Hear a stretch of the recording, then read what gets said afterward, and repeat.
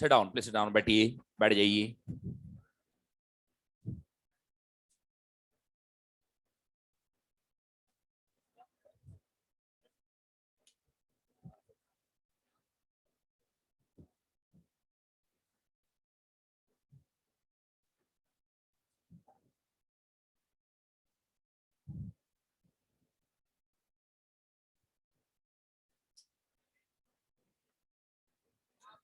हाँ जी, last run पे कहां तक हो गया था इसमें?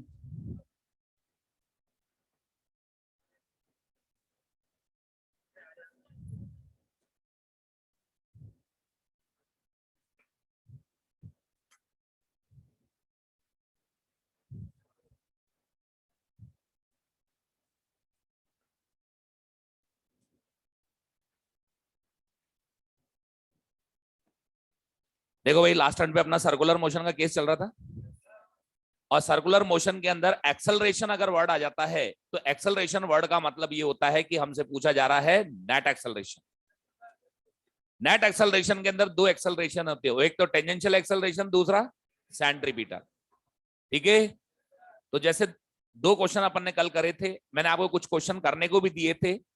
अभी तो क्या है, अपन आगे बढ़ेंगे क्योंकि अभी और भी कंसेप्ट्स अपने को देखने, उसके बाद फिर मैं आपके डाउट डिस्कस कर लूंगा। ठीक है जी, क्वेश्चन तो किए ही है ना आप लोगों ने, चलो आज फिर करना। ठीक है जी, लिखो क्वेश्चन, लिखो अगला। ए particle is moving on a circle, a particle is moving on a circle of radius r, of radius r. Its speed,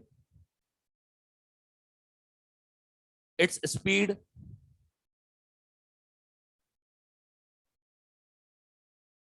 its speed as a function of covered distance s, its speed as a function of covered distance s is given,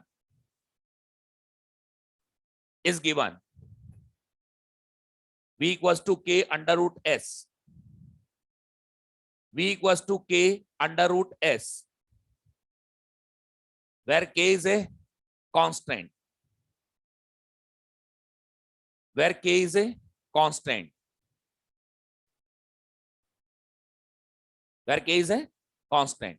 Find magnitude of its acceleration, find magnitude of its acceleration as a function, of covered distance s, as a function of covered distance s.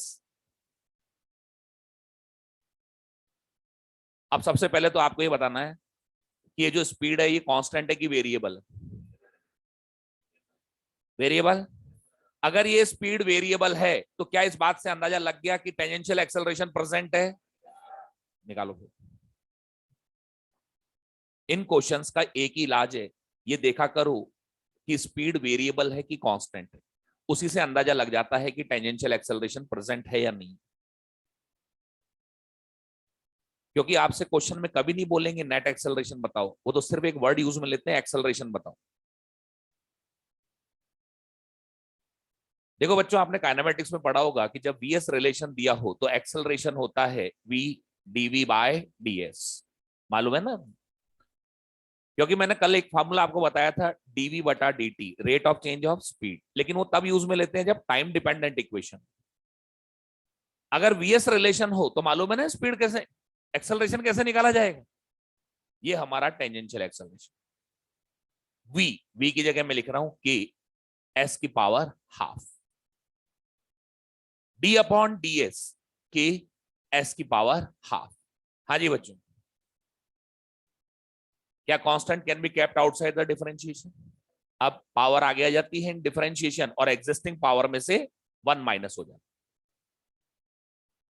के square by 2, इधर ये हो गया S की power half into S की power minus half. क्या आपके पास बच रहा है टेंजेंशियल एक्सेलरेशन के square by 2? What about centripetal acceleration? What about centripetal acceleration? AC equal to V square, तो क्या मैं लिख सकता हूं के अंडर रूट एस का होल स्क्वायर बटे आर, तो के स्क्वायर एस बटे आर। अब आपको नेट एक्सेलरेशन का मैग्नीट्यूड चाहिए जो कि AC और AT के एक्सेलरेशन के रिजल्टेंट के बराबर है, के स्क्वायर बाई 2 का whole square plus K square S बटे आर का होल स्क्वायर। हाँ जी, क्या के स्क्वायर बार आ जाएगा? हाँ जी, under root 1/4 plus S square बटे आर स्क्वायर, ये आ रहा है।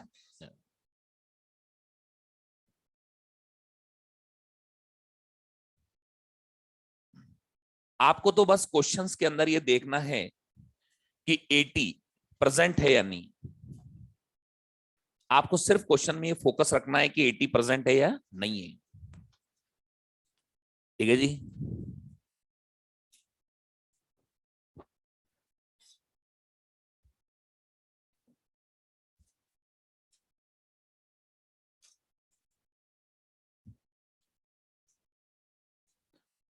कल अपन ने जो सबसे पहला क्वेश्चन देखा था उसके अंदर स्पीड टाइम डिपेंडेंट थी, इसलिए डीवी बाई डी टी से काम चल गया।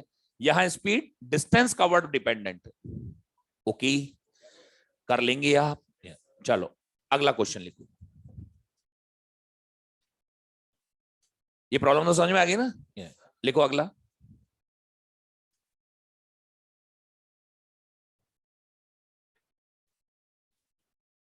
ए पार्टिकल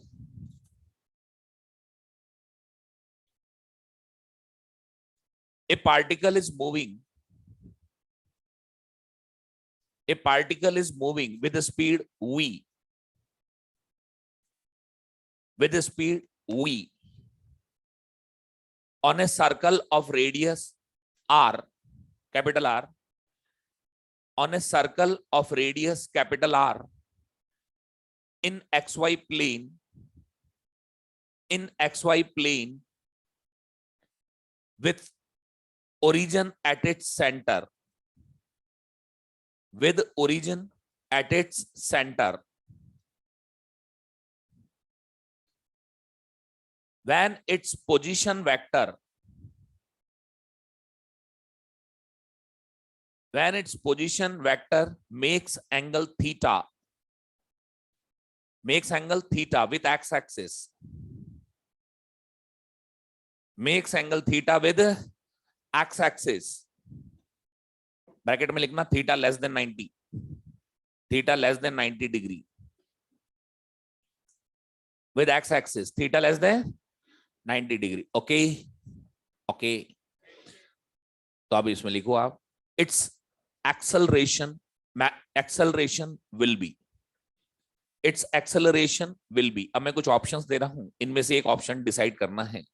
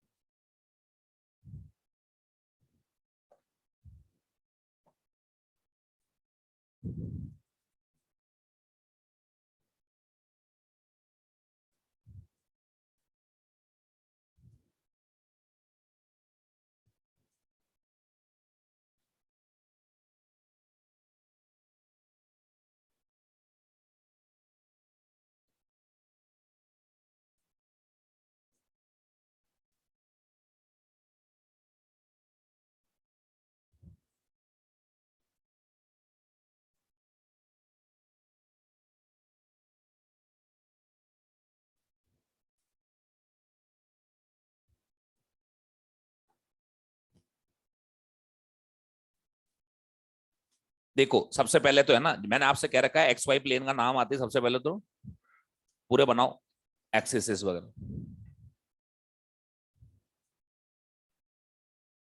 ये ओरिजिन सेंटर पे आ गया, ये एक्स एक्सिस है, ये वाई एक्सिस। अब थीटा एक्यूट है तो कौन से क्वाड्रेंट में? ये इसका पोजीशन वेक्टर हो गया पी, जो कि थीटा है ना। अब एक बात देखो ध्यान से, अपने को एक्सेलरेशन पूछा है, क्या पूछा है? एक्सेलरेशन।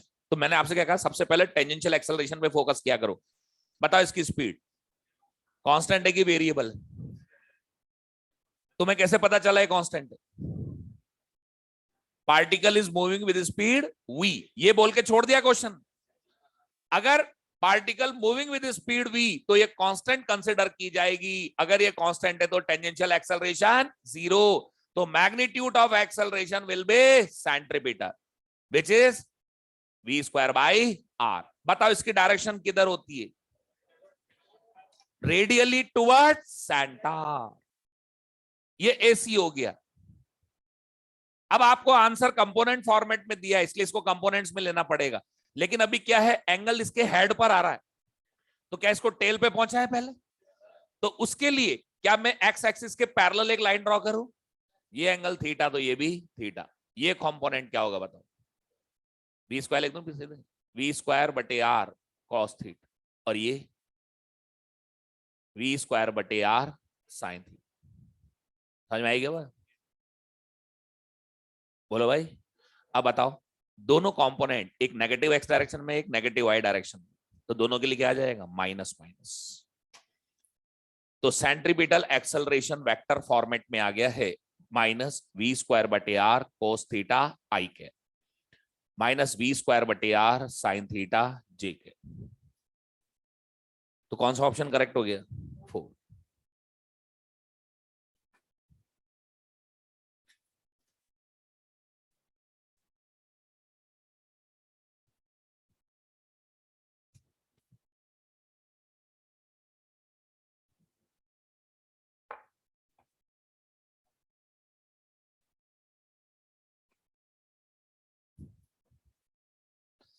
एक बार मैं दोबारा से बता रहा हूं आपको, ध्यान से सुनिएगा।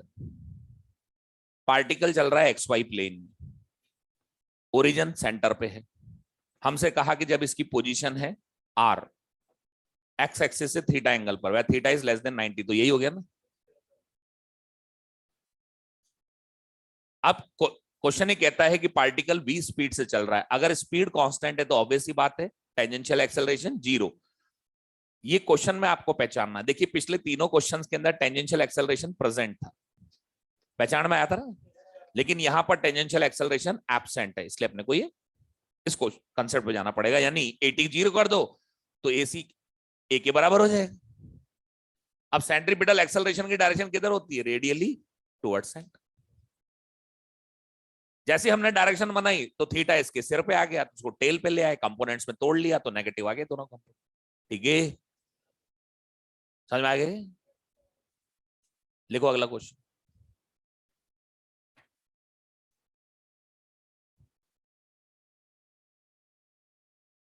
ए particle is tied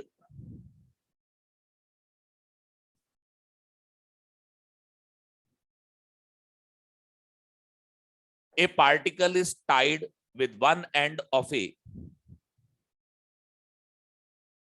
particle is tied with one end of a 40 centimeter long string,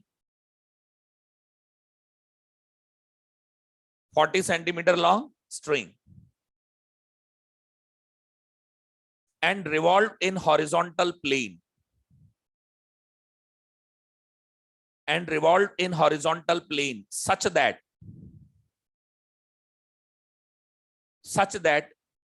it makes 25 revolutions, such that it makes 25 revolutions in 50 seconds, 25 revolutions in 50 seconds. Find magnitude of acceleration.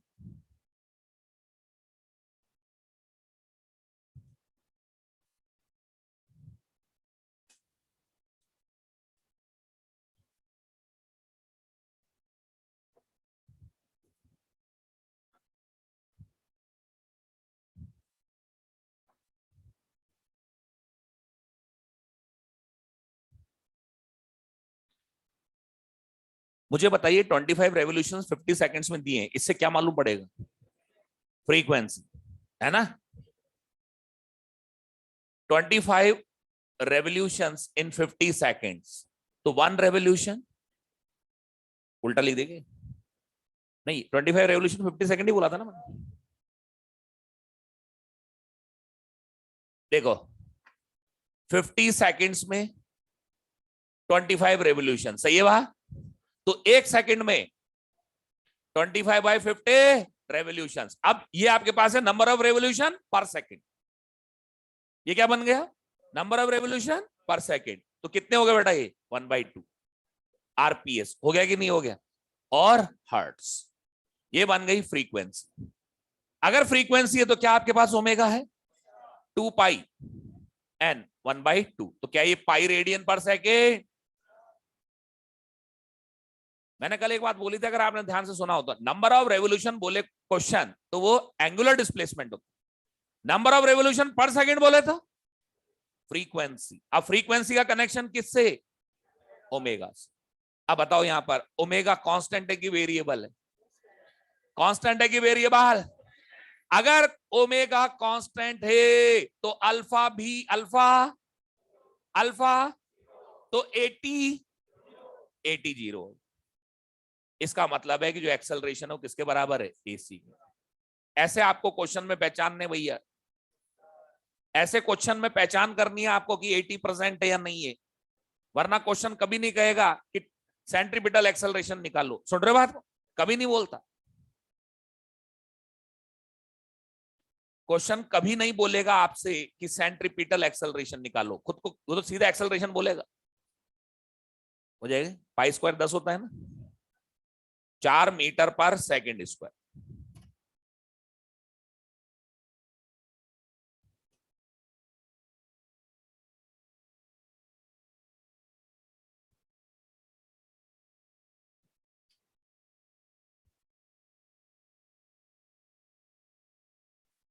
ठीक है जी? हाँ जी, समझ में आ गई क्या बात?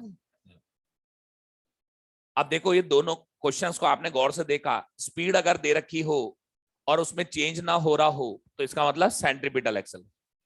Omega constant हो तो भी क्या? सेंट्रीपिटल। ऐसे अपने को आइडेंटिफाई करने पड़ेंगे क्वेश्चंस। ये जो 3 4 5 क्वेश्चन आपने करे हैं, कुछ डिफरेंस नजर आ रहा है आपको?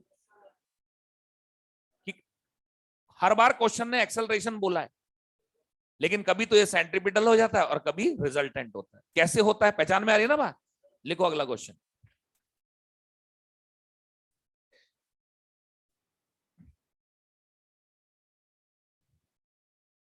ए particle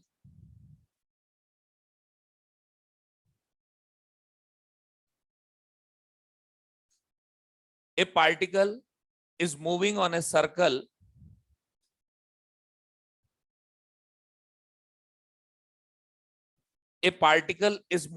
circle of radius small r, on a circle of radius small r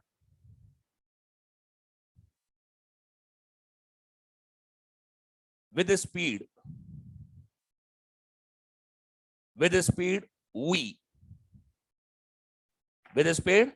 v, okay. Find ratio of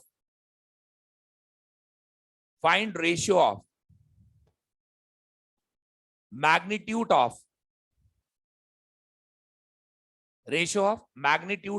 average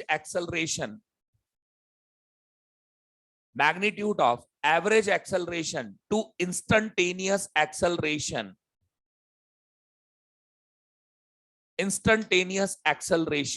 during it completes half revolution on the circle. It completes half revolution on the circle.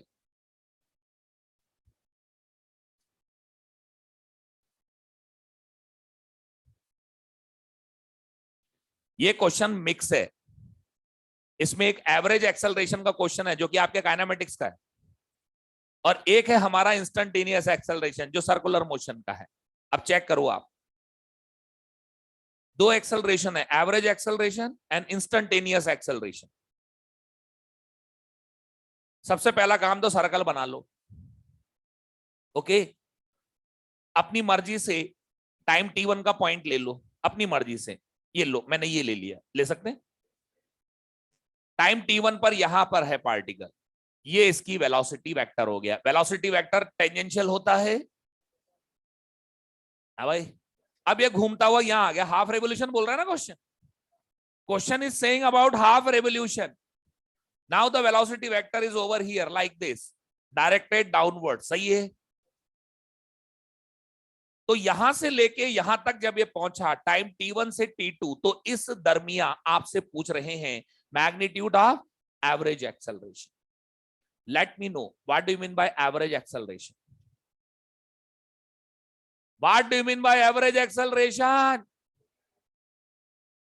Net change in velocity upon total time, alright. Or it can be written like this, average acceleration change in velocity upon time interval, all right? सही, सही है भैया। अब delta we तो चाहिए मुझे। इधर देखो, पहले ये बताओ इसकी स्पीड घट रही है बढ़ रही है? भाई ये बोला ना 20 स्पीड से चल रहा है। अगर क्वेश्चन कह देता है ना 20 स्पीड से चल रहा है तो कांस्टेंट होती है, ठीक है। Particle is moving with speed v, it means it is constant. तो क्या मैं कह सकता हूं v1 का मैग्नीट्यूड v2 के मैग्नीट्यूड के बराबर है, दैट इज v। अब याद करो, vector, two vectors of equal magnitude having, two vectors of equal magnitude बोल तो दिया, दोबारा बोलना जरूरी है।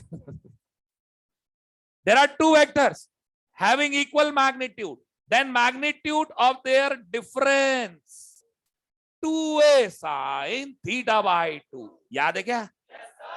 देखो सेम ऐसे क्वेश्चन वेक्टर एडिशन में भी आता है, लेकिन उसमें फार्मूला याद रखने के लिए नहीं बोला था मैंने बोला था उसमें कंडीशंस याद रखना। Theta 60 degree √3 time, 90 degree √2 time, 120 degree either of them, यही बोला था। तो वेक्टर एडिशन में तो अपने को 60, 90 और 120 के याद रखना पड़ता है, और यहां फार्मूला याद रखना पड़ता है 2a sin थीटा बाई 2। तो बताओ मैच कर रहा है मामला? क्योंकि डेल्टा v का मतलब चेंज इन वेलोसिटी तो है,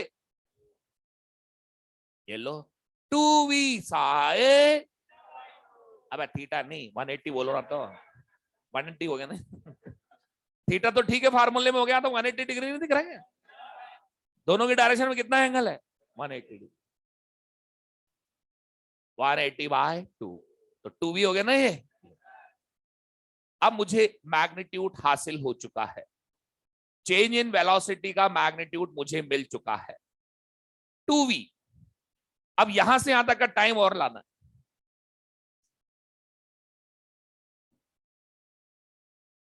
टाइम आपको मैं बहुत पहले बता चुका हूं ये बात, जब इंपल्स वाले क्वेश्चन कर रहा था, एक बीड़ घुमाता था, मैंने बोला था, मैंने आपसे एक बात बोली थी कि अगर आपको किसी सर्कल पर टाइम इंटरवल निकालना हो, वो कभी भी डिस्प्लेसमेंट वेलोसिटी से फाइंड नहीं किया जा सकता, क्योंकि time length of actual path पे डिपेंड करेगा। यहां पर सुन रहे हो बात? भाई वाकई में पार्टिकल किधर किधर होके गया, उसी के अकॉर्डिंग तो टाइम आएगा ना, है कि नहीं? ये बात तो याद रखे, अगर आपको टाइम चाहिए सर्कल पर, तो वेलोसिटी डिस्प्लेसमेंट से नहीं आता, वो केवल किससे आता है? डिस्टेंस स्पीड से, डिस्टेंस बटे स्पीड, ऑलराइट। भाई मैं तो टाइम पूछ रहा हूं एक्चुअल में कितना हुआ है, तो अपने को किससे निकालना है? डिस्टेंस अपॉन स्पीड, 2v बटे distance pi R, half circle हुआ ना अपॉन स्पीड, तो ये बन गया 2v² बटे पाई आर। ये लो मैग्नीट्यूड ऑफ एवरेज एक्सेलरेशन आ गया। ये प्योरली काइनेमेटिक्स का क्वेश्चन है आपका, हमारे सर्कुलर से कोई लेना देना नहीं, समझ में आ गई? अब आते हैं अपन सर्कुलर पे। बताइए इंस्टेंटेनियस एक्सेलरेशन, अगर v कांस्टेंट है तो 80 तो इंस्टेंटेनियस एक्सेलरेशन कौन होगा? AC। किसके बराबर है? v स्क्वायर बराबर। बस अब आपको रेशियो चाहिए, एवरेज एक्सेलरेशन का मैग्नीट्यूड 2v स्क्वायर बटे पाई आर, इंस्टेंटेनियस एक्सेलरेशन का मैग्नीट्यूड v स्क्वायर बटे आर। कर दीजिए डिवाइड, v स्क्वायर बटे आर से v स्क्वायर बटे आर कट गया तो 2 बटे पाई आ गया ना आंसर। हाँ जी, प्रॉब्लम समझ में आई है आपकी? जो पहला पार्ट था एवरेज एक्सेलरेशन, ये तो शुद्ध रूप से आपके काइनेमेटिक्स का क्वेश्चन था, एवरेज एक्सेलरेशन का, उसमें आता ही, बहुत स्टैंडर्ड क्वेश्चन है। देखो, हमसे कहा पार्टिकल ने हाफ रेवोल्यूशन में कितना एवरेज एक्सेलरेशन रखा, तो एवरेज एक्सेलरेशन का फार्मूला होता है net change in velocity upon total time. मुझे चाहिए था नेट चेंज इन वेलोसिटी का मैग्नीट्यूड। मैं वेक्टर की तरफ गया, वेक्टर ये कहता था कि वेक्टर के मैग्नीट्यूड बराबर है तो उनके डिफरेंस का मैग्नीट्यूड होता है 2a sin θ/2। यहां पर v1 v2 का मैग्नीट्यूड v के बराबर था क्योंकि पार्टिकल की स्पीड कांस्टेंट। तो मैंने फौरन ये फार्मूला झपट लिया, यहां अप्लाई कर दिया, थीटा मुझे मालूम पड़ गया 180 डिग्री। अच्छा 90 डिग्री होता तो मालूम है आपको क्या करना, ठीक है जी। हमेशा याद रखें सर्कल पे टाइम डिस्टेंस और स्पीड से निकलता है, तो डिस्टेंस अपॉन स्पीड, बस हो गई। तो डिस्टेंस पाई आर ट्रेवल करी। कल आपने बिगनर बॉक्स के क्वेश्चन किए हो तो उसका ही क्वेश्चन नहीं, वो आप जरूर मुझसे पूछना चाहते होंगे, मैंने पहले ही बता दी है, ठीक है। होगा ना, डाउट होगा नहीं? बस अब तो क्लियर हो गया नहीं? ये देखो, बिन मांगे मुराद पूरी हो रही है नहीं। चलो आगे क्या समझ में है तरीका?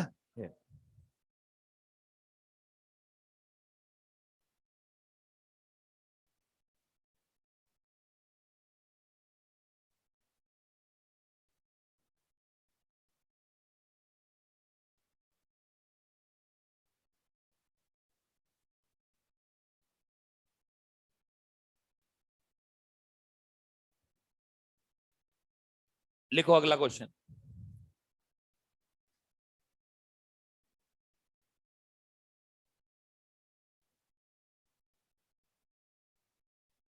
बोलो।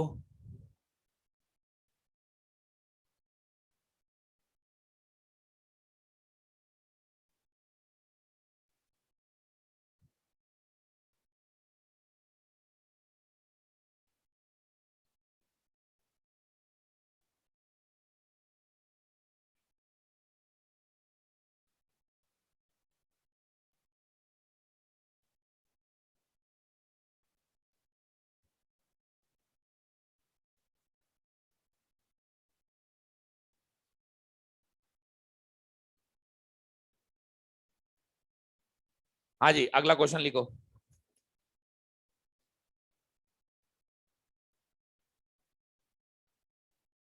लिखो, a ring of radius 2 metre, a ring of radius 2 meter,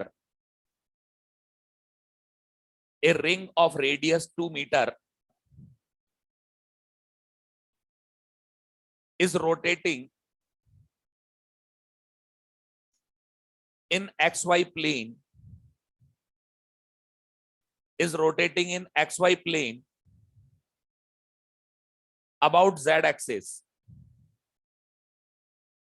about z axis as shown, as shown। अब बनाऊंगा मैं, पहले लिख लो as shown, ओके। लिखो, in the given instant acceleration of point P,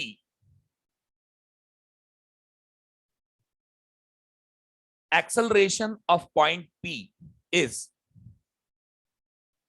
10 I cap minus 12 j cap, 10 I cap minus 12 j cap।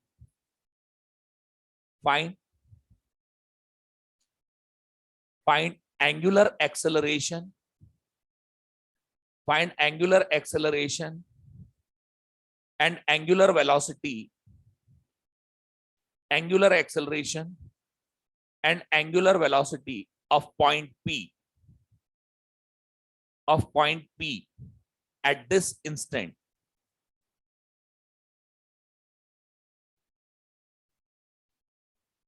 अब मैं diagram बना रहा हूं, देखिए इधर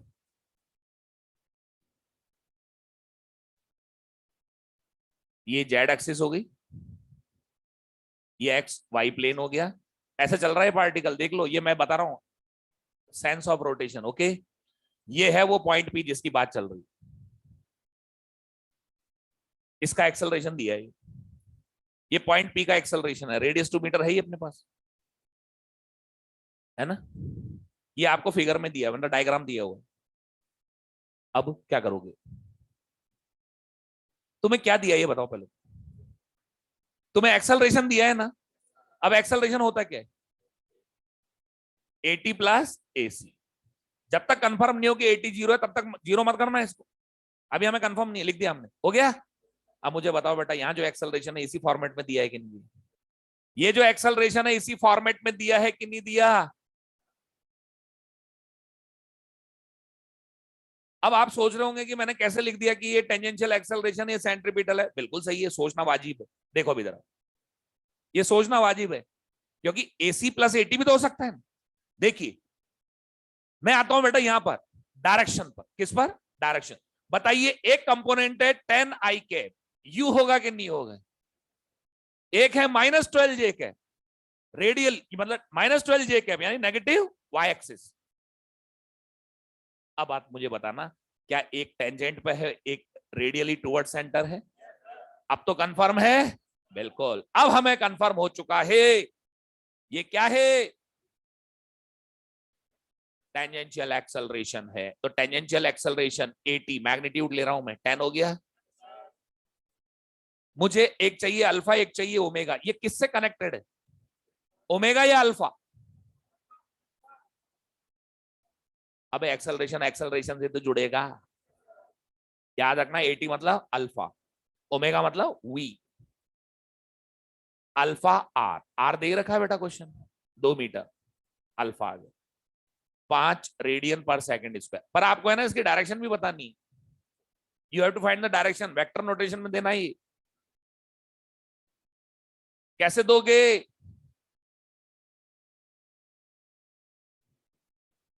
बताओ, ये सेंस ऑफ रोटेशन ये है ना, तो वेलोसिटी इधर ही होनी चाहिए ना। तो क्या एटीबी की डायरेक्शन में है, स्पीड अप की स्पीड डाउन, स्पीड अप की स्पीड डाउन, स्पीड अप। तो आप ओमेगा को देखो किधर है, अंदर। भाई ओमेगा तो राइट हैंड थंब रूल से निकलता है ना, ओमेगा किधर है, इनवर्ट्स यानी नेगेटिव के कैप। अब बताओ मुझे, अगर ओमेगा स्पीड अप हो रहा हो तो ओमेगा और अल्फा सेम डायरेक्शन, याद आ रहा ना, पिछली 2 क्लासें याद है कि भूल गए, बोलो। ये बात तो बस, यहां पर अपने पास जो अल्फा है वो क्या आएगा बताइए, -5 के कैप रेडियन पर सेकंड स्क्वायर, ठीक है ना। अब बारी आती है किसकी, ये क्या चीज है, AC, AC equals to omega square R. तो ओमेगा इक्वल्स टू √12/2, तो क्या ये √6 हो गया। अब ओमेगा की डायरेक्शन तो बताई दी ना अपन, वो तो राइट हैंड थंब रूल से निकलती। देखो अल्फा इस बात पे डिपेंड करता है कि स्पीड अप है कि स्पीड डाउन, जबकि ओमेगा किससे निकलता है, राइट हैंड थंब रूल। अपने राइट हैंड की फिंगर को ले जाओ चलने की डायरेक्शन में, तो अंगूठा दिखा देगा डायरेक्शन। हाँ जी, क्या ये -√6 की कैप,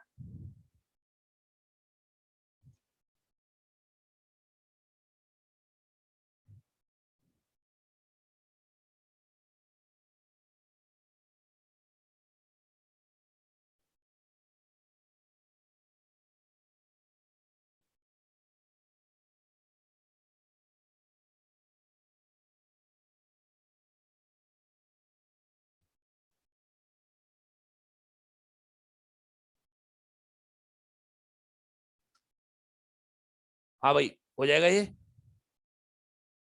अरे ये प्रॉब्लम समझ में आई क्या? ये भी तो तुम्हारे बिगनर बॉक्स की है। अच्छा क्वेश्चन है इसलिए क्लास में करा दिए, क्लास नोट्स में होना जरूरी है इस तरह के क्वेश्चंस, ताकि अपने को पता रहे कि एक कंपोनेंट किधर है, दूसरा कंपोनेंट किधर है और क्या है ये। रेडियल डायरेक्शन में कौन? सेंट्रीपिटल। टेंजेंशियल डायरेक्शन में कौन? Tangential acceleration. समझ गए? अरे हाँ ना तो बोलो।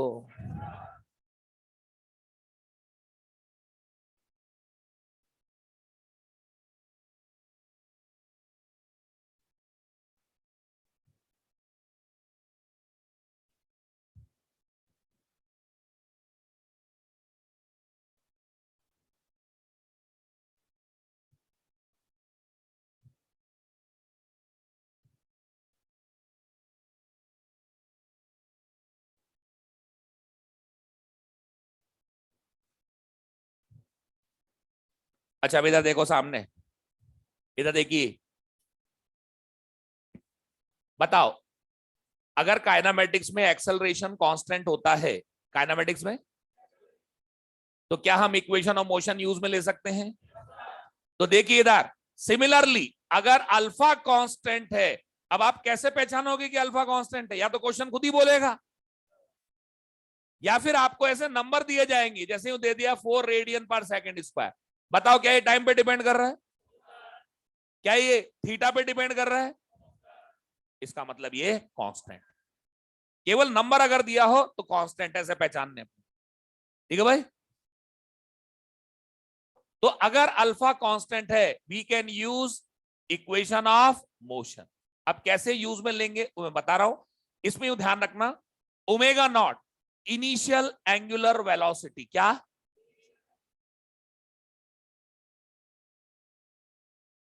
Omega final velocity, theta angular displacement, ये डिस्प्लेसमेंट है। ठीक है जी? अब बताओ first equation of motion, v equals to U plus AT. Analogy, same analogy, v की जगह u की जगह प्लस अल्फा, डिस्प्लेसमेंट की जगह angular displacement theta omega naught T plus half alpha T, acceleration की जगह alpha. Third equation omega square omega naught square plus 2 alpha. और supporting equations, nth second में angular displacement omega naught plus alpha by two, 2n। सही है? और एक वो equation जो बिना एक्सेलरेशन वाली होती है, थीटा, मालूम है ना, s equal to U plus B by two into T. ये बहुत यूजफुल इक्वेशन है। सेम वही चीज, final omega plus initial omega by two into T. ठीक है जी? ये तो ये इक्वेशंस अपन यूज में लेंगे। ठीक है, इनको लिखें, फिर इसकी एप्लीकेशन देखेंगे अपन।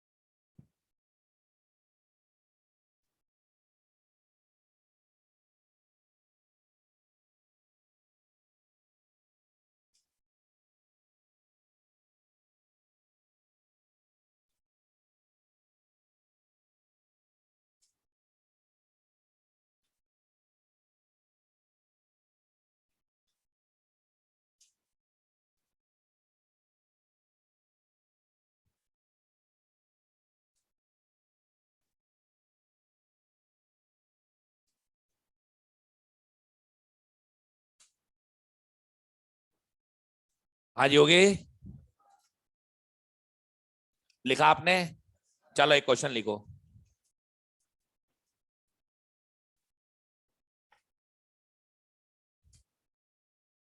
लिखो।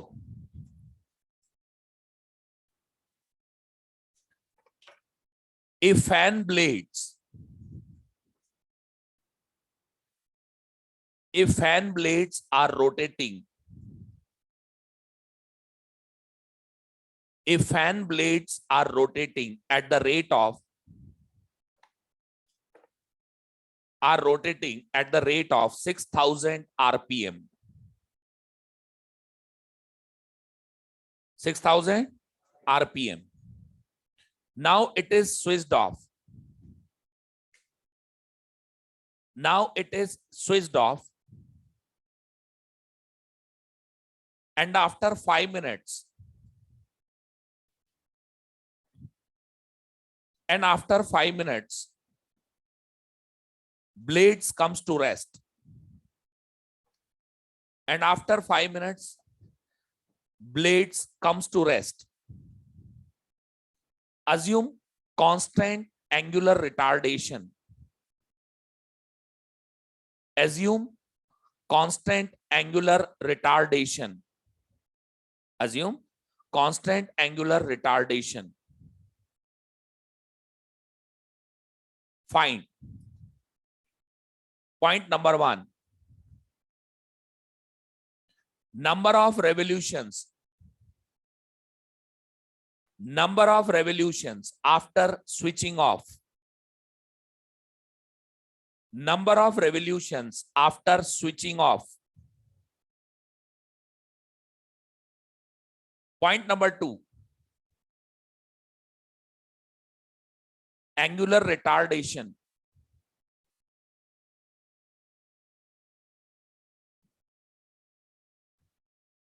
Average angular velocity after switch off. Average angular velocity after switch off.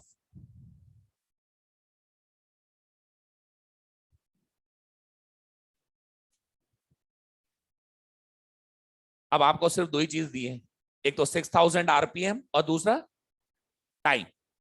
पहले तो बताइए मुझे 6000 आरपीएम क्या फ्रीक्वेंसी है?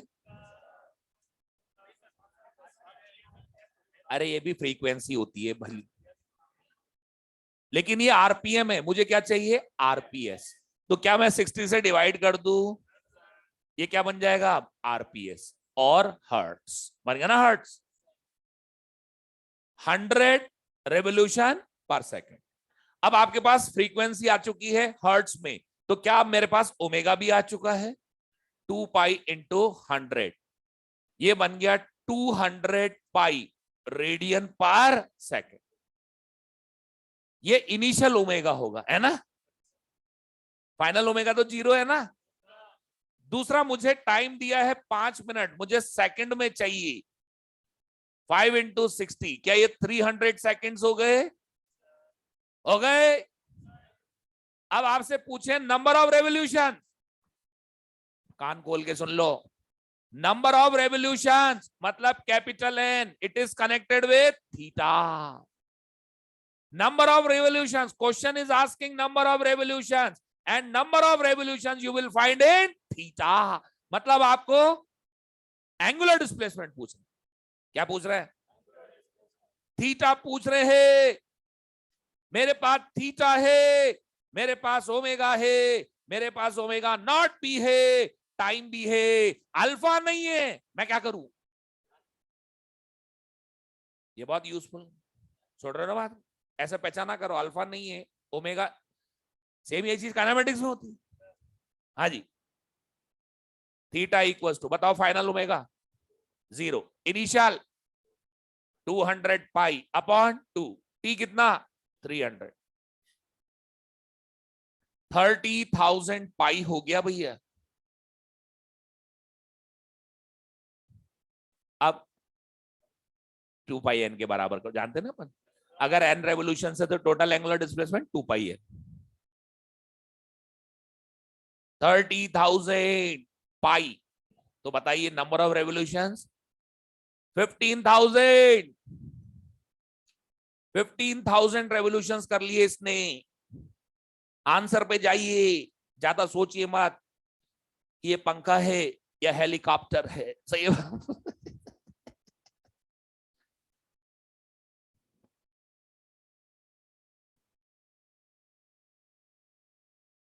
और एंगुलर एक्सेलरेशन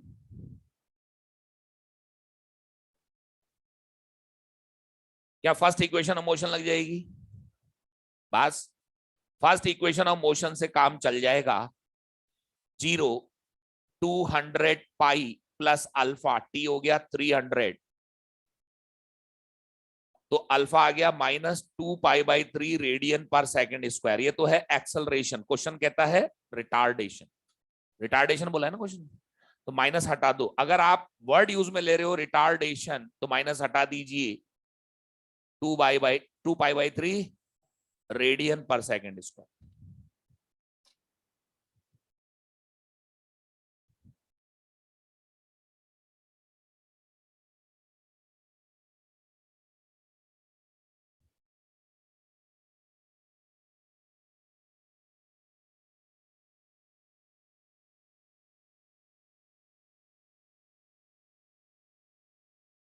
और आखिरी बात पूछी इन्होंने, क्या पूछी आखिरी बात है?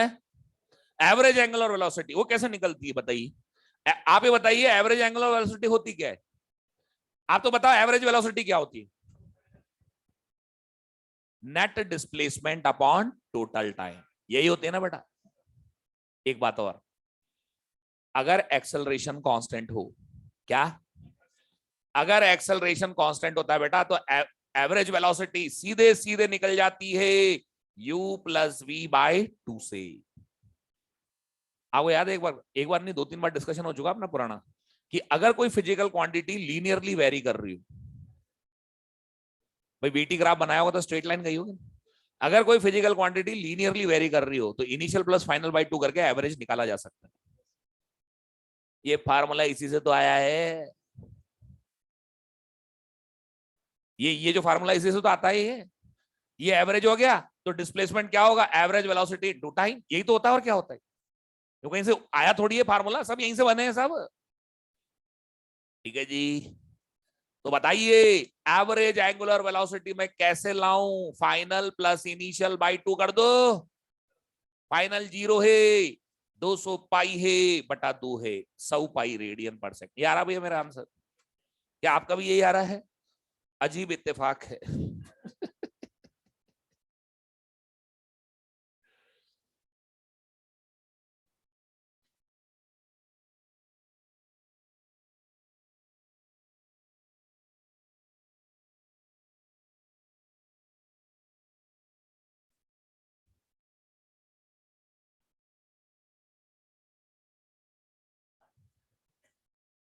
हाँ भाई, अगले क्वेश्चन पे आ जाऊंगे। ये प्रॉब्लम समझ में तो आ गई ना आप लोग? लिखो अगला।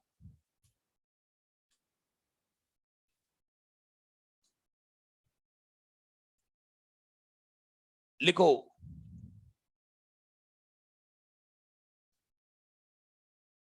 ए particle start circular motion. A particle start circular motion of radius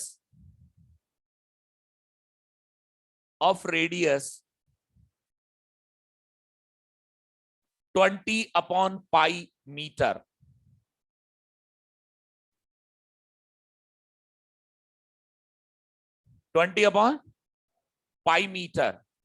under constant tangential acceleration.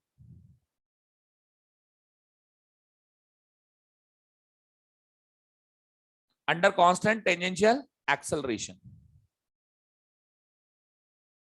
After completion of second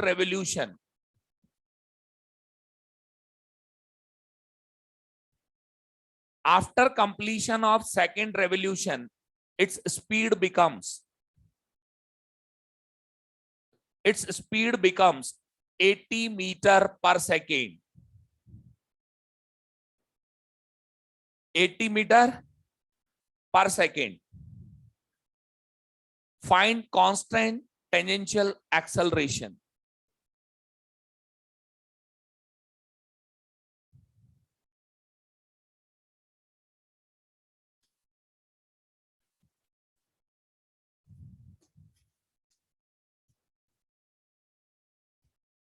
ये बहुत स्टैंडर्ड क्वेश्चन है, आपके नीट में आ भी चुका है एक बार और दोबारा आ जाए, कोई आश्चर्य नहीं है। सुन रहे बात, ये दोबारा भी आ सकता है। सेकंड एक्सरसाइज में देखना, इसकी एक प्रॉब्लम है, आज घर जाके सॉल्व करना है अपने को, और नहीं हुआ तो फिर कल पूछेंगे आप मुझसे, ठीक है जी।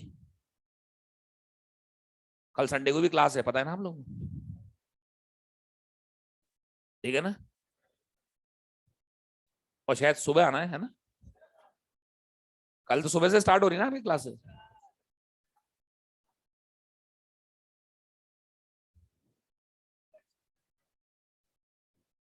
हाँ, अब अपन क्वेश्चन पे कॉन्सेंट्रेट कर लें।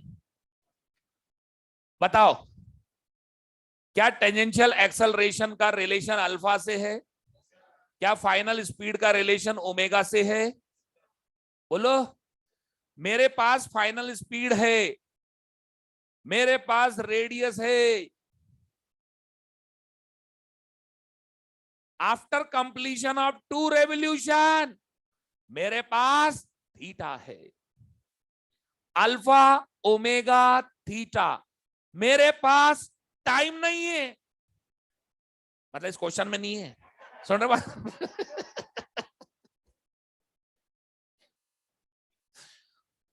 इस क्वेश्चन में टाइम गिवन नहीं है, तो बताइए कौन सी इक्वेशन पे जाएंगी? Third equation of motion, final omega.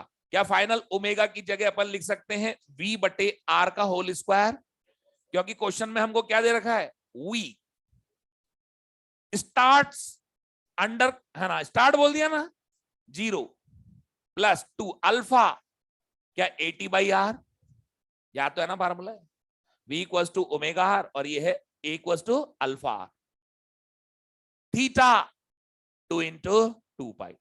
2 complete revolution में 2 चक्कर कटे तो 2 पाई इंटू 2 हो गया ना ये। थोड़ा सॉल्व कर लें, v स्क्वायर 8 पाई 80 बटे आर, एक पावर कट गई, 80 इक्वल्स टू वी स्क्वायर, 80 का स्क्वायर 80 का स्क्वायर बटे आर रेडियस 20 बटे पाई, और ये आ गया 8 पाई, पाई से पाई कट गया, 6400 डिवाइडेड बाय 160, तो ये बन जाता है कितना, 40 मीटर पर सेकंड। ये बहुत ही अच्छा और एक स्टैंडर्ड क्वेश्चन है।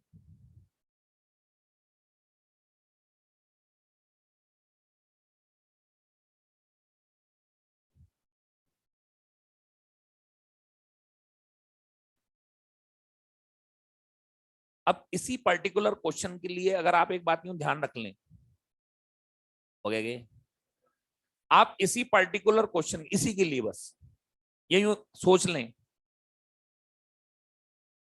कि 2 कंप्लीट रेवोल्यूशन है, तो डिस्प्लेसमेंट नहीं, वो डिस्टेंस है, तो आप अपनी जो जनरल इक्वेशन होती है ना, वो भी लगा सकते, लेकिन वो यूं होता है, एक कंसेप्ट के लिए अपने को इस बात को याद रखना पड़ेगा, वरना तो डिस्प्लेसमेंट होता है।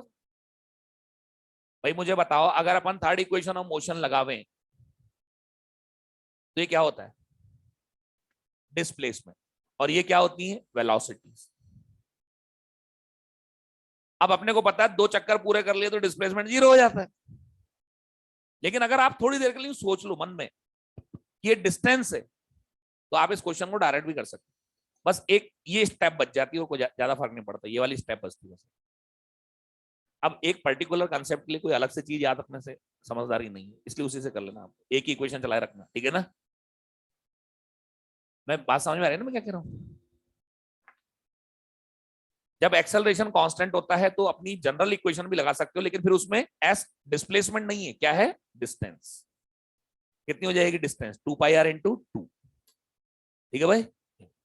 चलो आप तो ऐसे से कर लेना, पहचान के कर दो लोग, है ना, कि मेरे पास v है, मेरे पास ओमेगा है, मेरे पास 80 है, मेरे पास अल्फा है, मेरे पास 2 चक्कर है, मेरे पास थीटा है, चक्कर मतलब रेवोल्यूशन, मेरे पास थीटा है, ठीक है जी। ये अप्रोच है, बता रहा हूं मैं, नंबर ऑफ रेवोल्यूशन है थीटा है, नंबर ऑफ रेवोल्यूशन पर सेकंड है ओमेगा है, मतलब फ्रीक्वेंसी है तो ओमेगा है, ठीक है। ऐसे इक्वेशन ऑफ मोशन पे जाना अपने को, चल जाओगे ना। चलो एक क्वेश्चन और लिखो।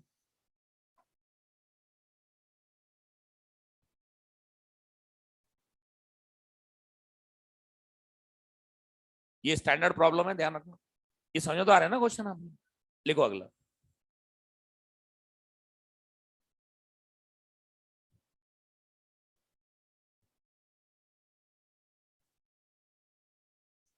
ये मैंने ये लगा रखी है इक्वेशन, समझ तो गए ना, ठीक है ना, समझ तो आ रहा है ना। लिखो अगला।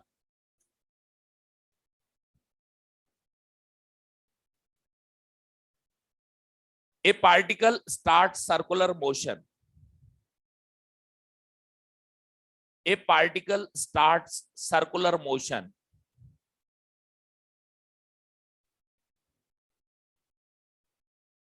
with angular acceleration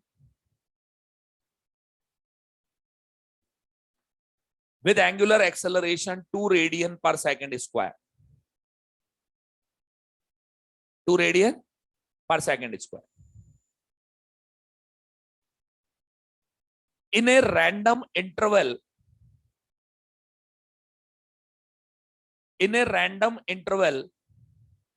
it covers in a random interval of 5 seconds, you लिखना, in a random interval of 5 seconds it covers 100 radian,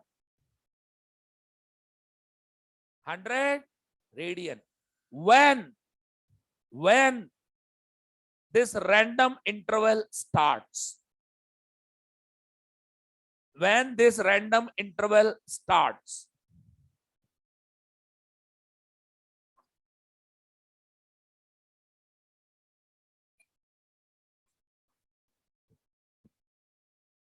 करो।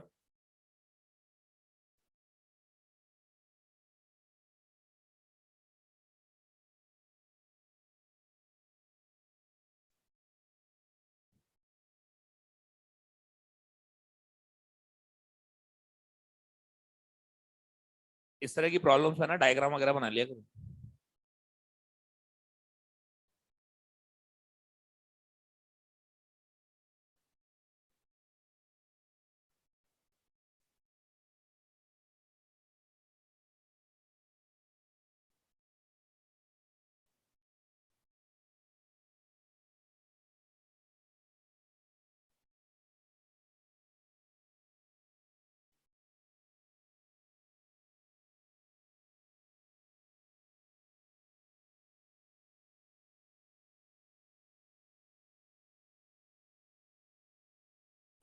हाँ जी, आप लोगों के लिए एक अनाउंसमेंट है, आपके लिए एक अनाउंसमेंट आया है कि कल संडे को भी आपकी क्लासेस रहेंगी, कल संडे को भी आपकी क्लास रहेंगी।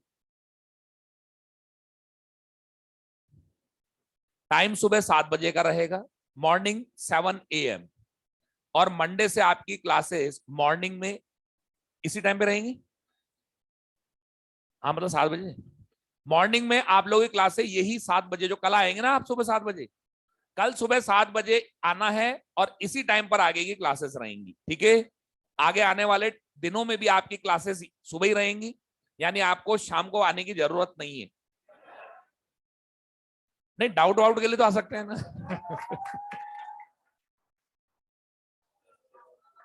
जिसका टाइम सुबह 7 बजे रहेगा शेड्यूल देख कर जाएं, ठीक है जी। ये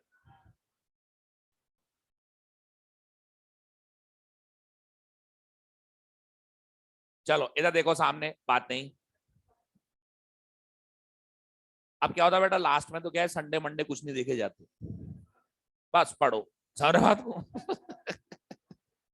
भाई घर पे भी तो पढ़ोगे ही ना, यहाँ के पढ़ लेना, उसमें क्या है, सारे बात को। ये क्या जी, एक्चुअली क्या, नेक्स्ट वीक में एक हॉलीडे आ रही है, मंडे ट्यूसडे को जो है हॉलीडे आएगी, फेस्टिवल आ रहा है, ईद आ रही है, तो उस वजह से उस दिन जो है ऑफ रहेगा अपने यहाँ। तो है ना, तो उस चीज को एक तरह से मान लो कि प्रीपोन कर दिया, उस क्लास को संडे को ले लिया अपन, ठीक है ना, ये है बात। नहीं तो क्या होता, संडे को भी छुट्टी, फिर ट्यूसडे को भी हॉलीडे हो जाता, फिर छुट्टियां हो जाती ना। इसलिए जो है मैनेज किया उस चीज को, और कुछ भी नहीं है इसमें, ज्यादा परेशान मत हो, ठीक है ना, ठीक है ना, खत्म बात। चलो, हो गया क्या तुम्हारा क्वेश्चन?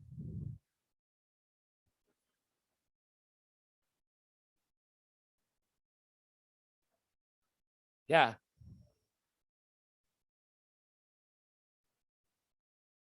मॉर्निंग में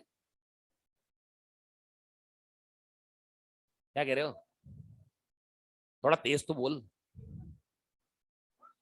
मॉर्निंग में, अरे सुनने दो मेरे को भी है। 7 जल्दी हो गया? अरे सुबह तो एकदम दिमाग एकदम फ्रेश रहता है, पूरी ऑक्सीजन भरी रहती है दिमाग में।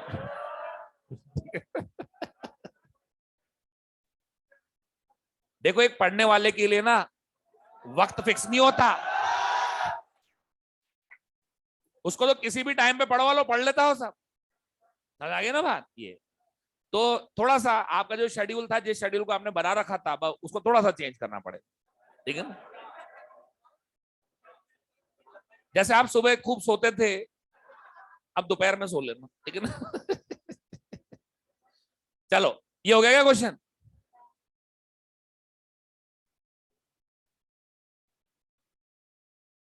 अच्छा इधर देखो, सामने देखो, जैसा क्वेश्चन कह रहा है मैं उसको फॉलो करूंगा। इन क्वेश्चंस में कुछ भी नहीं है, उसको पीछे पढ़े रहो, एक एक लाइन पढ़ो, आगे बढ़ते रहो, ये शुरू से कहता आता हूं मैं इस बात। देखिए, ये सर्कल है, पार्टिकल यहां से मोशन स्टार्ट कर रहा है, टाइम टी इक्वल्स टू 0, तो ओमेगा नॉट क्या है? 0। चल रहा है, पार्टिकल घूम रहा है, चलता जा रहा है, चलता जा रहा है। एक टाइम आया T1, यहां से वो रैंडम टाइम इंटरवल स्टार्ट हुआ, यहां से वो रैंडम टाइम इंटरवल स्टार्ट हुआ, ये इसका पोजीशन वेक्टर चल रहा है, चलते चलते चलते माना यहां पहुंच गया, यहां पर वो रैंडम टाइम इंटरवल खत्म हो गया। तो यहां इसने कितना एंगुलर डिस्प्लेसमेंट किया? 100 रेडियन। और ये टाइम इंटरवल कितना है? 5 सेकंड। यही कह रहा है ना क्वेश्चन, इससे ज्यादा कुछ बोल रहा है क्या क्वेश्चन? अब इसी चीज को देखो, मैं अलग से एक स्ट्रेट लाइन पर लेके दिखा रहा हूं, देखिए इधर,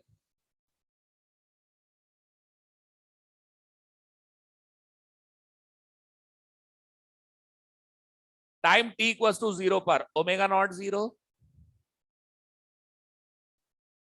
बोलो भाई, ये रैंडम टाइम इंटरवल स्टार्ट हुआ T1, तो यहां ओमेगा 1 मैंने मान लिया, ये टाइम T2, यहां एंगुलर वेलोसिटी ओमेगा 2, ये इंटरवल है 5 सेकंड्स का, और यहां एंगुलर डिस्प्लेसमेंट है 100 रेडियन। यही है ना क्वेश्चन? अब एक बार बताओ, इस इंटरवल को देखो, इस इंटरवल का टाइम आपके पास है, थीटा आपके पास है, अल्फा आपके पास है, ये रहा, थीटा आपके पास है, टाइम आपके पास है, अल्फा आपके पास है, केवल एक वेरिएबल बचा, ओमेगा 1। केवल एक वेरिएबल बचा, ओमेगा 1। अरे तो जो आ रहा है उसी को निकालो। तो सेकंड इक्वेशन ऑफ मोशन में यूज में लेने जा रहा हूं, omega 1t plus half alpha T square. तो बताओ, क्या ये मैं 100 लिख दू? ये variable t 5 second plus half alpha 2 × 5 का स्क्वायर, ठीक है, कट गए 25 तरह के, 75 हो गए। ओमेगा 1 इक्वल टू 15 रेडियन पर सेकेंड। लो, मेरे पास ओमेगा 1 आ गया। अब बताओ, इस इंटरवल के लिए ओमेगा इनिशियल कितना है, ओमेगा फाइनल कितना है? ओमेगा 1। और ये T1 मुझे चाहिए, तो फर्स्ट इक्वेशन ऑफ मोशन से हासिल कर लो बस। Omega 1 omega naught plus alpha T, T1 15 0 2 T1, तो क्या T1 इक्वल टू 7.5 सेकेंड?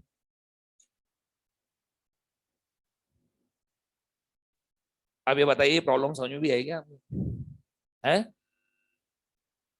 आई या नहीं आई? अभी नोट करो, मैं दोबारा बताता हूं इसको, एक बार फिर रिपीट करूंगा।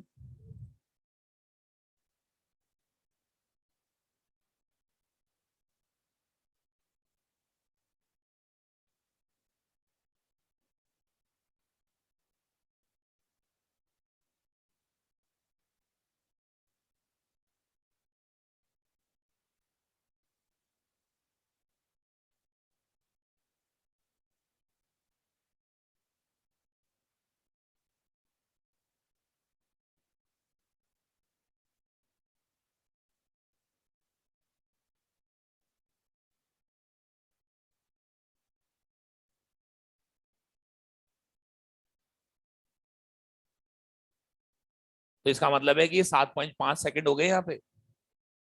तो ये T2 कितना आएगा? 7.5 प्लस 5, 12.5।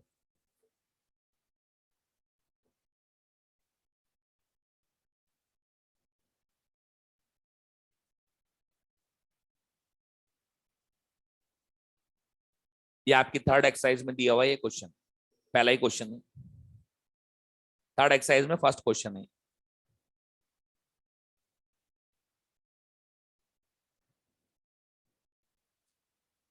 अच्छा इधर देखो सामने, हो गया, लिख लिया आप लोगों ने? एक बार फिर रिपीट कर रहा हूं, ध्यान से सुनिए। इधर क्वेश्चन कहता है particle starts under this acceleration 2 radian पर सेकंड स्क्वायर। ना इसमें टी है ना इसमें थीटा, मैं समझ गया ये कांस्टेंट है। मतलब मुझे इक्वेशन ऑफ मोशन यूज में लेनी है, पहले ही माइंड मेकअप हो जाता है। पार्टिकल स्टार्ट हुआ, मोशन स्टार्ट कर दिया। फिर क्वेश्चन ये कहता है एक रैंडम इंटरवल ऑफ टाइम आया, मैंने अपने मन से माना वो रैंडम इंटरवल चालू हुआ T1 पर और खत्म हुआ T2 पर, और इन दोनों का डिफरेंस कितना है? 5 सेकंड। इसमें रेडियस वेक्टर ने एंगल ट्रेस किया 100 रेडियन। ये फिर मैंने इसको एक बार स्ट्रेट लाइन पे करके देखा, एक बना लिया अपने हिसाब से line. Time t equals to 0 पर इनिशियल एंगुलर वेलोसिटी 0, ये रैंडम इंटरवल T1 पर स्टार्ट हुआ, T2 पर खत्म हुआ, 100 रेडियन का एंगुलर डिस्प्लेसमेंट है, 5 सेकंड का टाइम है, ω1 ω2 मैंने माने। अब मेरे पास थीटा है, मेरे पास टाइम है, मेरे पास अल्फा है। तो सेकंड इक्वेशन ऑफ मोशन में 4 ही तो वेरिएबल हैं, जिनमें 3 तो मेरे पास है, चौथा ये निकल गया ओमेगा। ऐसे बढ़ते हैं क्वेश्चन। फिर उसके बाद ω1 मेरे पास आ गया, क्या मैं ω1 से T1 हासिल कर सकता हूं? Obviously, why not? क्योंकि यहां पर एक फायदा है, इनिशियल एंगुलर वेलोसिटी 0 है, अल्फा है, ओमेगा फाइनल है, T1 लाना है। ये तो फर्स्ट इक्वेशन ऑफ मोशन है। ठीक है, हो गया। हाँ जी, प्रॉब्लम समझ में आएगा आप लोग? अरे कर लोगे क्या ये? यही है भाई, बाकी तो सिंपल सिंपल क्वेश्चन होते हैं, तो आप खुद भी कर सकते हैं, समझ रहे हो बात को? ये एक दो क्वेश्चन ऐसे थे जिनमें दिमाग लगा, ये तो सिंपल है। जैसे फॉर एग्जांपल एक क्वेश्चन लिखो,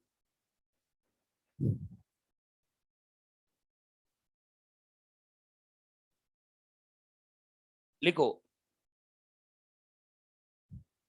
a disk starts rotating, a disk starts rotating with constant angular acceleration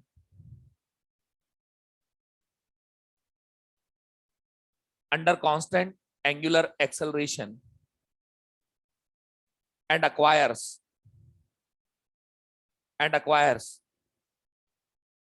36 radian per second, 36 radian per second in 6 seconds, 36 radian per second in 6 seconds. Find angular displacement covered by it.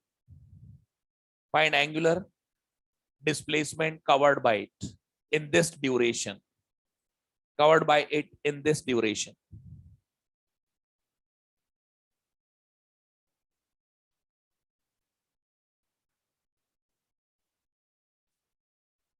Angular displacement in this duration of time. बताओ। बिल्कुल, unit भी बता दिया कर। हाँ तो radian बोला कर। देखो तुम्हारे पास इनिशियल ओमेगा है, क्वेश्चन कह रहा ना स्टार्ट्स, फाइनल ओमेगा है,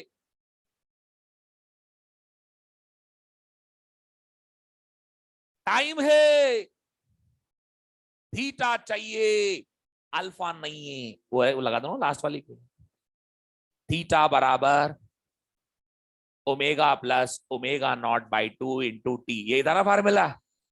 final 36, initial 0 by 2 into 6, 108 radian हो जाएंगे ना ये तो। हो जाएंगे भैया। ठीक है ठीक है ठीक है। चलो अगला question.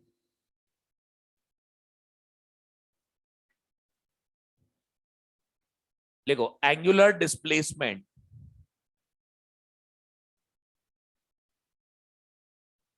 Angular displacement time relation,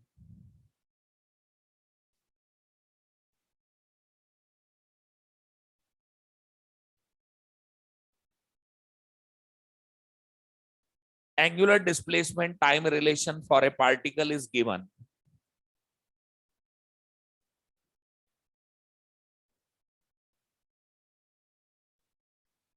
Find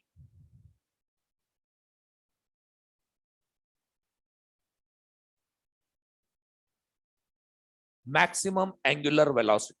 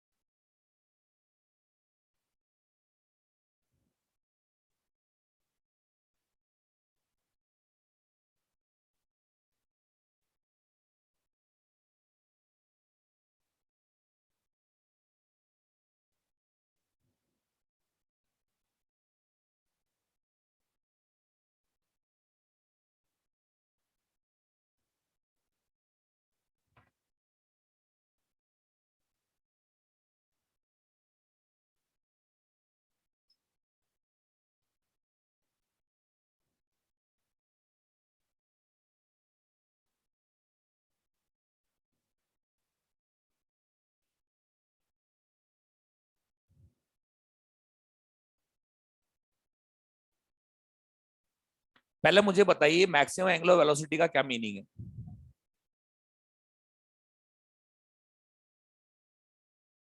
acceleration zero, शाबाश।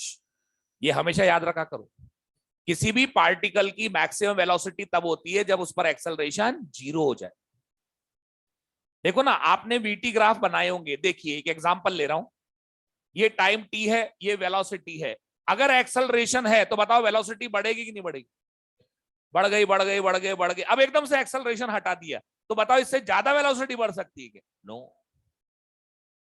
तो ये मैक्सिमम है ये वेलोसिटी। तो मैक्सिमम वेलोसिटी तब होती है जब एक्सेलरेशन जीरो। अरे मैं बाइक चला रहा हूं, छोड़ रहे बात को, मेरी स्पीड बढ़ती रहेगी अगर एक्सेलरेशन दे रखा है तो मैंने, छोड़ रहे बात को ये। अब मैं जैसे उसको बंद करूंगा, मोटरसाइकिल को बंद करूंगा तो उससे ज्यादा स्पीड हो सकती है क्या? तुरंत स्पीड कम होनी चालू हो जाएगी। तुरंत क्या होगा? उस कंडीशन में मेरा ग्राफ ऐसे आ जाएगा, है कि नहीं? इससे ज्यादा हो सकती है क्या? कभी नहीं। ठीक है, तो आपको ये रखना चाहिए दिमाग में, कोई क्वेश्चन बनते हैं वहां भी काइनेमेटिक्स में, maximum angular velocity means alpha, कुछ तो बोल दो, जीरो। बस आगे आप सॉल्व कर ही लेंगी आई थिंक। ओमेगा कितना हो गया? 12t² minus 2t plus 4। Alpha 24t minus 2, put it equal to 0। 1/12 second, तो 1/12 सेकंड पे अल्फा जीरो हो गया। अब 1/12 उठा के इसमें रख दो, मैक्सिमम आ जाएगा ना। This is the time when alpha zero, at this time velocity will be maximum. 144 है ना, 2 इंटू 1/12 प्लस 4 कितना आ गया?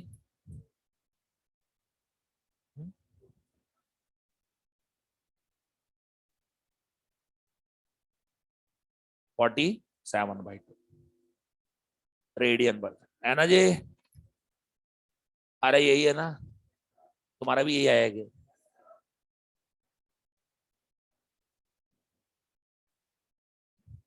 अब इधर देखो, अब तो कर लेना इनको का। इसमें आपके है ना रोटेशनल मोशन की जो मॉड्यूल है, अपना जो एक्सरसाइज है उसका जो फर्स्ट बिगनर बॉक्स है वो इसी पर है पूरा।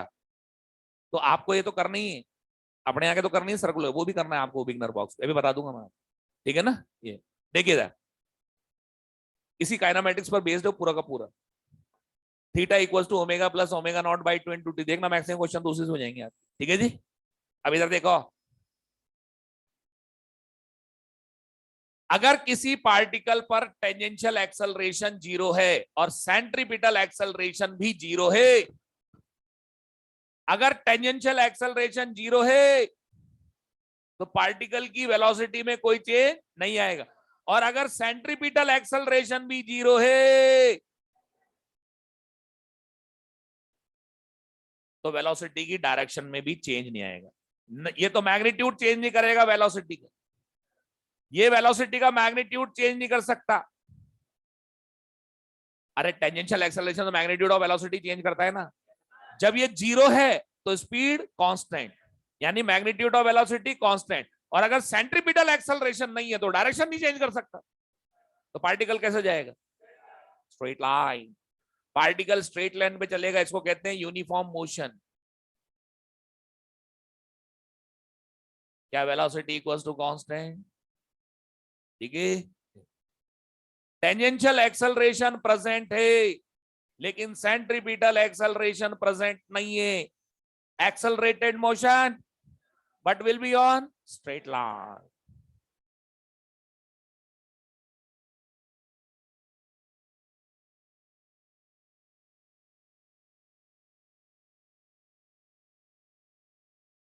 हाँ जी। AT absent but AC present, बताओ। UCM uniform circular motion, omega constant. AT भी प्रेजेंट है, non UCM omega variable. Okay, बहुत मैग्नीट्यूड है ना, मैग्नीट्यूड में वेरिएबल रहे। ठीक है जी। मैग्नीट्यूड चेंज होगा इसमें। ये इस तरीके से सिंबॉलिक वे में आएंगे और आपसे पूछेंगे बताओ क्या होगा मोशन, पहचान तो लोगे ना तुम। ये रिजल्ट तो ध्यान आ जाएंगे ना तुम्हें, बस ये रिजल्ट पूछे जाएंगे एग्जाम में, लिखिए इनको, नोट करिए।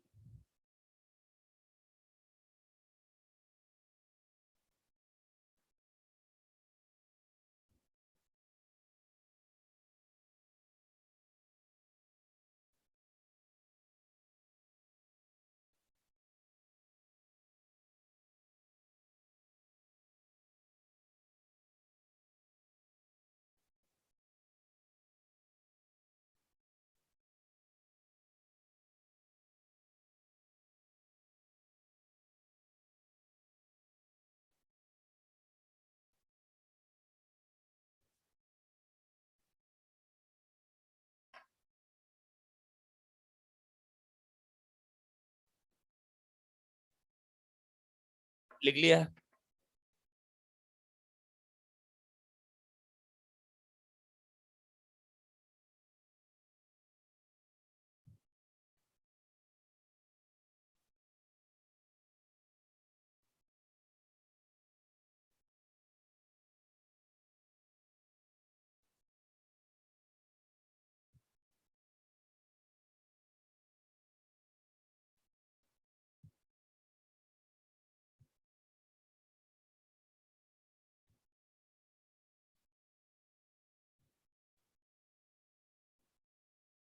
हो गया जी, हो गया। अब लिखेंगे हेडिंग सेंट्रीपिटल फोर्स।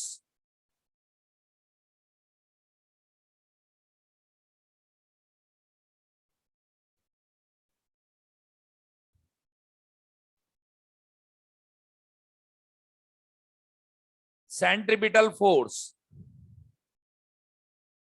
देखो इधर देखिए,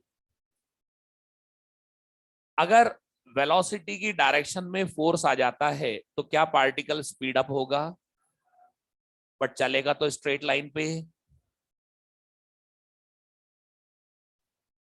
अगर वेलोसिटी के अपोजिट फोर्स आ जाता है तो क्या स्पीड डाउन होगा, पर रहेगा स्ट्रेट लाइन, है ना, जानते हैं अपन ये। अगर फोर्स वेलोसिटी के परपेंडिकुलर आ जाए तो ये करेगा डायरेक्शन चेंज। ये करेगा डायरेक्शन चेंज। सुनो, किसी भी पार्टिकल की नेचुरल फिनोमिनल टेंडेंसी होती है to move with constant velocity, to move with. अगर मैं किसी पत्थर को फेंकूं तो उसकी इच्छा है कि वो कांस्टेंट वेलोसिटी से चले।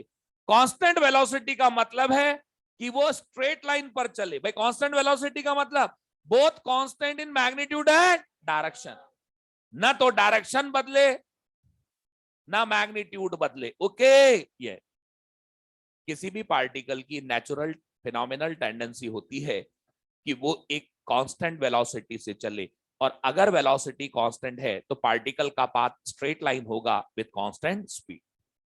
ये तो रास्ते में फोर्स आ जाते हैं जो उसको कभी स्पीड अप कर देते हैं, कभी स्पीड डाउन। पार्टिकल की इच्छा नहीं होती, कभी ये कर देते हैं स्पीड अप स्पीड डाउन, वही इनर्शिया। पार्टिकल की इच्छा थोड़ी, ये तो फोर्स जबरदस्ती स्पीड अप कर देते हैं, स्पीड डाउन कर देते हैं, या फिर डायरेक्शन चेंज। और सर्कुलर मोशन में कुछ ऐसा ही है। सर्कुलर मोशन में अपन कहते हैं सर्कुलर मोशन, बड़े आराम से इजीली बोल देते हैं, पर सोचिए पार्टिकल जाना ही नहीं चाहता सर्कल पे, पार्टिकल की इच्छा नहीं है, पार्टिकल बिल्कुल नहीं चाहता वो सर्कल पे चले, तो अपने को जबरदस्ती पकड़ के सर्कल पे लाना है और उसकी वेलोसिटी की डायरेक्शन को कॉन्टिन्यूअसली चेंज करना है। तो इसके लिए सिर्फ फोर्स चाहिए, और वो भी ऐसा फोर्स जो इसकी वेलोसिटी के परपेंडिकुलर रहे। अगर पार्टिकल अपनी डायरेक्शन बदलता है, जैसे बदलेगा अपनी डायरेक्शन, ये वेलोसिटी, अगर वेलोसिटी जैसे डायरेक्शन बदली ना, ये डायरेक्शन बदली, इसने वेलोसिटी, जैसी वेलोसिटी ने अपनी डायरेक्शन बदली तो फोर्स भी अपनी डायरेक्शन इस तरीके से बदलेगा कि वो इस वेलोसिटी के परपेंडिकुलर रहे। समझ गए बात? इस वेलोसिटी के परपेंडिकुलर। जैसी वेलोसिटी ने अपनी डायरेक्शन बदली तो फोर्स ने भी अपनी डायरेक्शन बदली, और इस तरीके से बदली कि हमेशा वेलोसिटी के परपेंडिकुलर। ओके, तो सुनो, पार्टिकल चाहता नहीं हो सर्कल पे चले, लेकिन उसको पकड़ के सर्कल पे घुमाना है, तो आपको एक ऐसा फोर्स चाहिए जो हमेशा वेलोसिटी के परपेंडिकुलर रहे और उसकी डायरेक्शन हो रेडियली इनवर्स। इसका नाम है सेंट्रीपिटल फोर्स। अब सोचो आप, अगर सेंट्रीपिटल फोर्स ना हो तो क्या सर्कुलर मोशन हो सकता है क्या? बिल्कुल नहीं। बिना सेंट्रीपिटल फोर्स के सर्कुलर मोशन पॉसिबल नहीं है। So it is necessarily required, ये कंपल्सरी है फॉर सर्कुलर मोशन। बिना सेंट्रीपिटल फोर्स के सर्कुलर मोशन संभव नहीं है। अरे घुमाएगा कौन? अगर ये नहीं है तो घुमाएगा कौन? सर्कल पे चलाएगा कौन? वेलोसिटी की डायरेक्शन को चेंज कौन करेगा? Centripetal force, one and only centripetal force. So centripetal force is the force which continuously changes the direction of velocity and maintains the particle on a circle. ये केवल direction बदलता है। इस force का कोई भी कंपोनेंट वेलोसिटी के along नहीं होता। ये सर्कल है, always perpendicular to velocity this force. Okay, यूं हो गई वेलोसिटी, ये भी यूं हो गया। ओके, ये वेलोसिटी v2 है, v3 है, ये भी यूं हो गया। ये वेलोसिटी v4 है, ये भी यूं हो गया। सही है बात? तो बताओ, इसके फोर्स का कोई कंपोनेंट वेलोसिटी की डायरेक्शन में आ सकता है क्या? किसी भी वेक्टर का उसकी परपेंडिकुलर डायरेक्शन में कंपोनेंट जीरो होता है। इसलिए ये अच्छी तरह ध्यान रख लीजिए, ये केवल डायरेक्शन बदलता है, स्पीड अप या स्पीड डाउन नहीं करता। ये स्पीड अप या स्पीड डाउन नहीं करता। और इसके एक्सप्रेशन की बात करें तो इसका एक्सप्रेशन होता है Fc equal to mass into centripetal acceleration. अब सेंट्रीपिटल एक्सेलरेशन क्या होता है?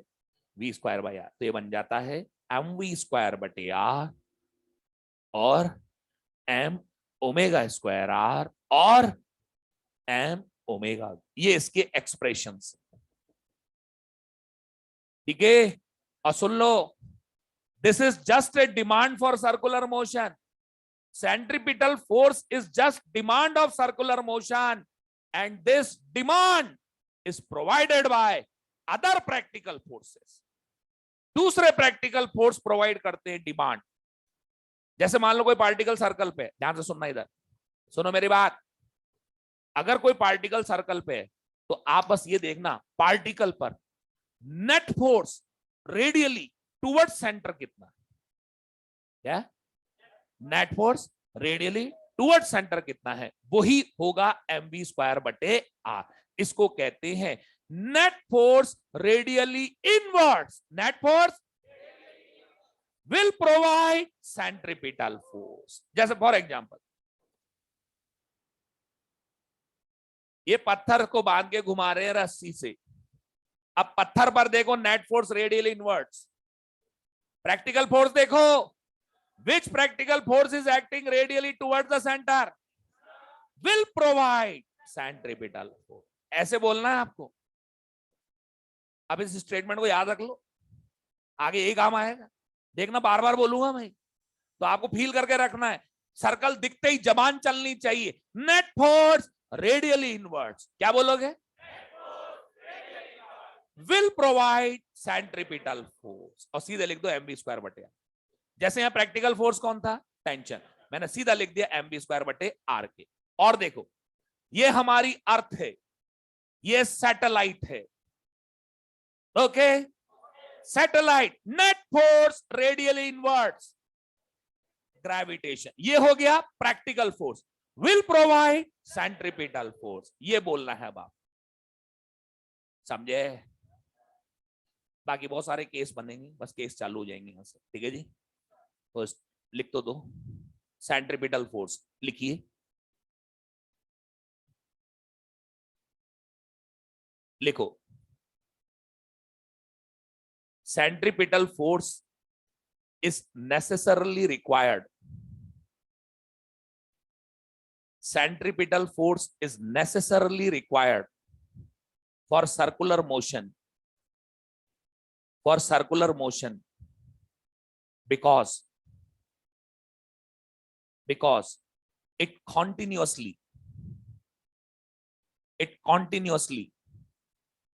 changes the direction. It continuously changes the direction of velocity. Changes the direction of velocity. ठीक है, नेक्स्ट लिखो. It acts radially towards the center. It acts radially towards the center on the particle. It acts radially towards the center on the particle. ठीक है, ठीक है. सो चलो हो गया नहीं. अब नीचे लिखो. It is always perpendicular to velocity. It is always perpendicular to velocity. So does not change. It is always perpendicular to velocity, so does not change. Speed does not change speed or magnitude of velocity. Speed or magnitude of velocity. ठीक है, अब आगे एक line लिख दें बस. It is demand of circular motion. It is demand of circular motion. It is demand of circular motion which is provided by other practical forces. Which is provided by other practical forces. Which is provided by other practical forces.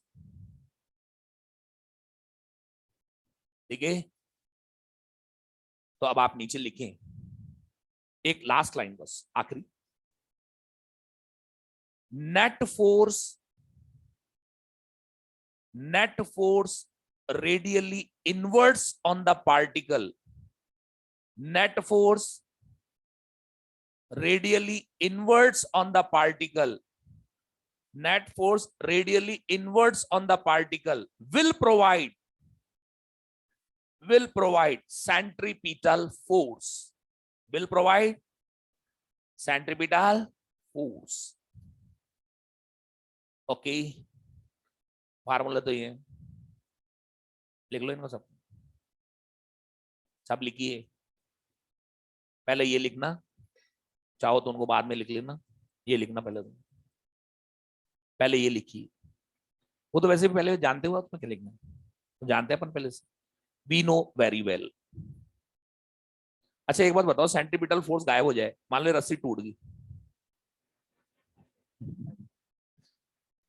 आप कहोगे tangentially निकल जाएगा। Tangentially क्यों? जो direction change कर रहा था वही गायब हो गया, तो पार्टिकल अपनी नेचुरल टेंडेंसी में आ गया, सीधा भाग गया, इसलिए टेंजेंशियल निकलता है। पार्टिकल आ गया अपनी नेचुरल टेंडेंसी में। ठीक है जी। अब मेरी बात सुनो, बिगनर बॉक्स 1 आपने कल किया होगा, एक बार दोबारा करें, हो सकता है आज क्वेश्चन रेक्टिफाई हो जाए आपके, बहुत सारे हुए ना आज। एक्सरसाइज 1 में क्वेश्चन नंबर 1 to 26 सारे करने, 1 to 26 सारे करने, इनफैक्ट आगे तक के भी करने। मेरी बात सुनो, ये सेंट्रीपिटल फोर्स का फार्मूला है। देखो मैं इन फार्मूलों के क्वेश्चन तो करवाने वाला हूं नहीं भाई, मास दे रखा हो, ओमेगा दे रखा हो, ये तो आप खुद कर लेना ना। ये क्वेश्चन मैं टिक करा रहा हूं, ये खुद करके लाना है कल, ठीक है ना।